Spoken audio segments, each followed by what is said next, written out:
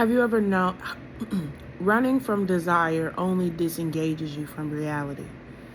Have you ever known that you were turned on by a specific experience, attracted to someone, or wanted to make a change in your relationship or life? Maybe you find yourself thinking about it a lot. Maybe you even had that hot and heavy dream about that cutie from the grocery store. Perhaps you find yourself avoiding or getting defensive, even getting near the subject because of how flushed you get at the thought. Yeah, that running only does two things. One, it reinforces this idea that you are bad, wrong for how you feel. And two, it makes you feel like you can't trust yourself to acknowledge the thing you're wanting without making rash or unethical decisions. Trust is crucial to our owning our sexuality and aliveness and being able to feel safe in the experiences with others. While you might feel that you are wrong, while you might feel that you're doing the right thing by avoiding the thought or conversation, you're actually compounding the stress and sending signals to your body that you cannot be trusted to handle your own erotic energy.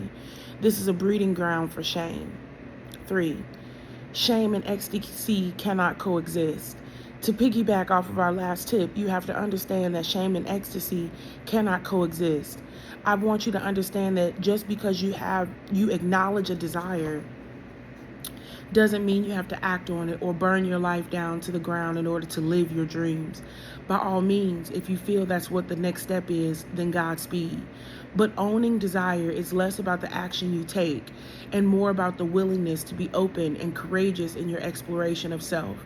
It's about living from a place of courage and vulnerability, which are two important ingredients to intimacy. We all want to experience ecstasy in our relationships, in bed, and life. One of the primary obstacles to ecstasy is shame. Not just the shame that we experience or receive from others, but also the shame that we project upon others due to our own limitations and insecurities.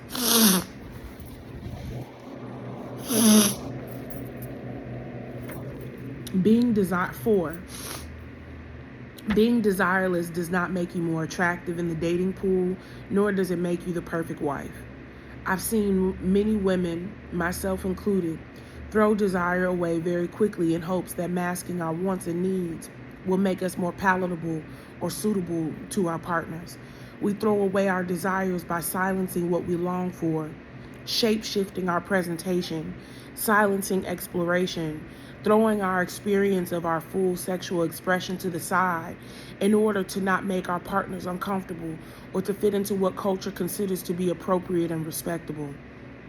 As a sensual movement expert, I see and experience this a lot on social media. Recently, a woman commented on a post of me asking, "What happened to class?" And while I didn't use the opportunity to address her problematic ass, I will share with you all why this is damaging. We are operating within a system that is designed to strip women of our experience of pleasure and demonize our connection to our bodies. I've long said that a system that inherently attempts to destroy our connection to our sexuality as vital is attempting to destroy our connection to our divinity. I'm going to talk about this in more detail in my next book. When we give into social pressure to be respectable or inappropriate, to be to the extreme that we cannot celebrate or simply just let a woman live that is making choices for her body, her life,